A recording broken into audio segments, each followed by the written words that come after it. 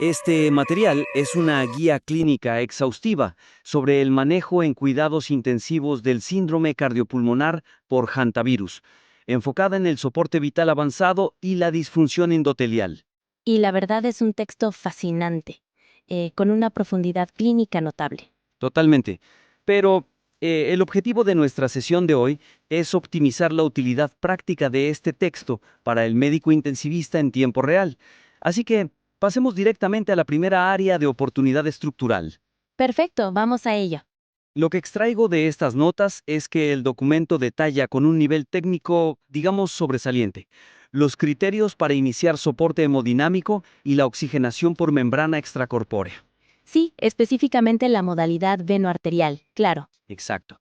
Y aborda parámetros muy precisos. O sea, el deterioro hacia índices cardíacos menores a 2 litros por minuto, niveles de lactato sérico por encima de 4 milimoles por litro, y todos esos inmensos desafíos de la estabilización inicial. Que no son pocos, desde luego. Para nada. Me gusta mucho cómo esta sección aborda el tema, pero lo planteo como un punto de partida para tu análisis. Pues mira, está claramente expuesto. Sin embargo, me pregunto si hemos considerado que la progresión temporal de la falla hemodinámica aquí exige una estructura visual y cronológica mucho más ágil. ¿A qué te refieres exactamente con una estructura más ágil? O sea, una que guíe la toma de decisiones inmediatas en la unidad de cuidados intensivos. La debilidad principal aquí es que la información vital sobre el papel crítico del tiempo está muy fragmentada. Ah, ya veo. Te refieres al colapso del paciente. Exactamente. Ese colapso fulminante ocurre en una ventana muy corta, de 8 a 24 horas tras iniciar la fase cardiopulmonar. Pero en el texto, las intervenciones están presentadas en bloques densos y separados. Claro, tienes la restricción rigurosa de líquidos en un párrafo y luego las dosis de inotrópicos en otro lado. Y los criterios de canulación para ECMO aislados por allá al final del capítulo. Esta separación física oscurece por completo la cronología desde el contagio hasta el soporte avanzado.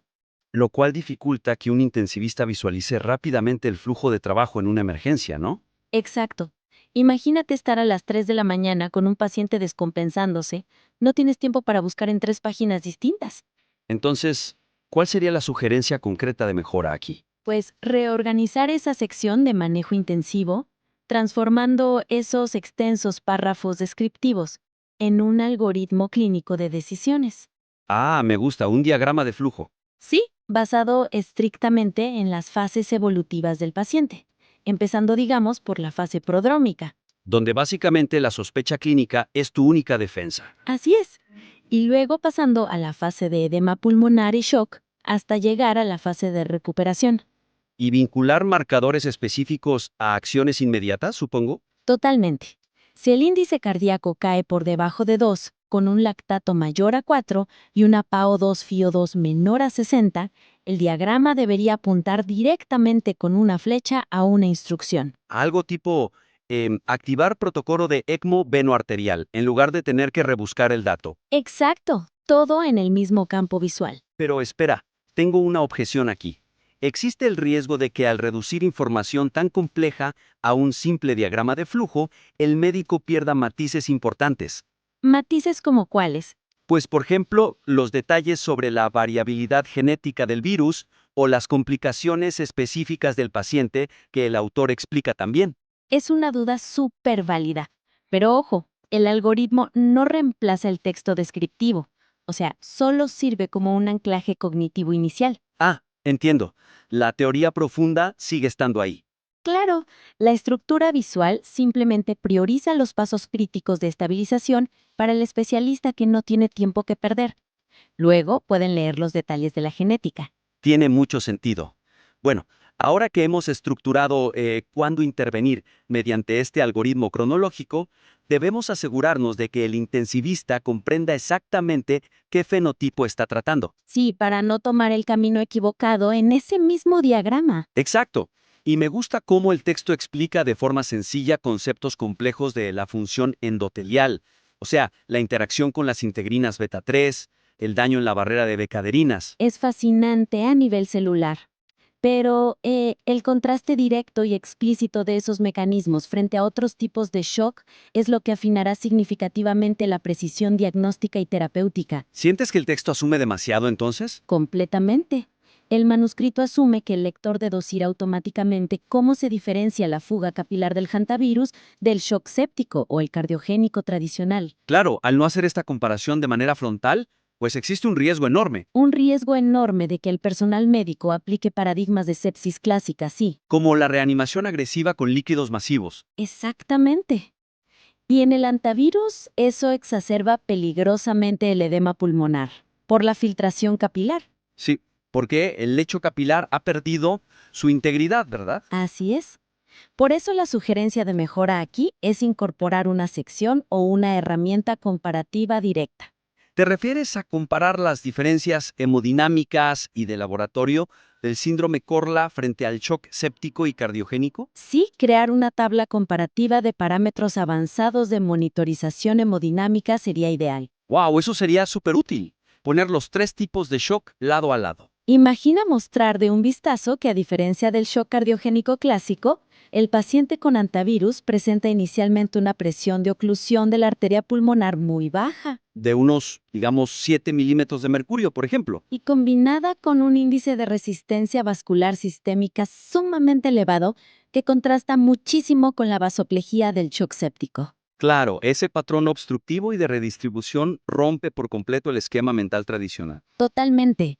Además, hay que hacer énfasis en las diferencias de la coagulopatía en esa misma tabla. Porque en la sepsis esperarías ver coagulación intravascular diseminada. Pero en el hantavirus ves una trombocitopenia severa, muchas veces menor a 40.000 plaquetas, y una hemoconcentración brutal. Todo por la adherencia viral directa a las plaquetas y la pérdida capilar, o sea, la fuga de plasma. Y esto me lleva a un punto crucial que el texto debería advertir explícitamente, el peligro de los balances hídricos positivos. ¿Te refieres a esos reportes históricos donde a veces les pasaban más de 20 litros de líquido a los pacientes? Sí, es una locura. Hay que conectar ese dato epidemiológico directamente con el mecanismo molecular del factor de crecimiento endotelial vascular. Para que quede claro que ese líquido extra no se va a quedar en las venas, sino que inundará los pulmones. Exacto, destruyendo la dinámica normal de líquidos del paciente y empeorando el trabajo del ventrículo derecho. Es una observación fantástica. Y bueno, esto nos lleva naturalmente a la última parte de nuestro análisis. Ajá. Porque habiendo perfeccionado la estructura de respuesta clínica y esta diferenciación fisiopatológica, el material también debe preparar al intensivista para las incertidumbres actuales. Sí, los escenarios atípicos, que son cada vez más comunes. Lo que extraigo de estas notas es que el texto aborda bastante bien los factores de riesgo rurales, la educación comunitaria y algunos intentos de terapias específicas sin mucho éxito, como la ribavirina. Sí, pero ahí está el detalle. La integración de escenarios recientes de transmisión inusual y las justificaciones moleculares de las nuevas terapias experimentales es fundamental. ¿Sientes que esa parte está un poco desconectada del resto? Completamente. El texto menciona las variaciones genéticas y la epidemiología rural de forma algo aislada, y deja fuera incidentes epidemiológicos recientes de altísimo impacto. Como los brotes recientes en cruceros, por ejemplo. Exacto. Esos casos en cruceros demuestran de forma irrefutable la transmisión persona a persona de la cepa Andes. Claro.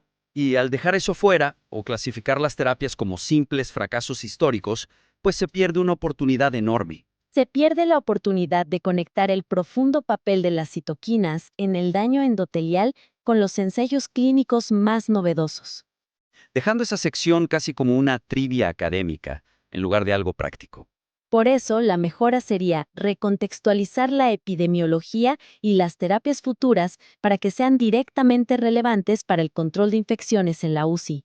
¿Cómo lo bajarías a un ejemplo concreto en el texto? Usaría ese reciente brote de hantavirus en el crucero internacional como un caso de estudio breve. Para ilustrar la letalidad y el riesgo de transmisión de la cepa Andes.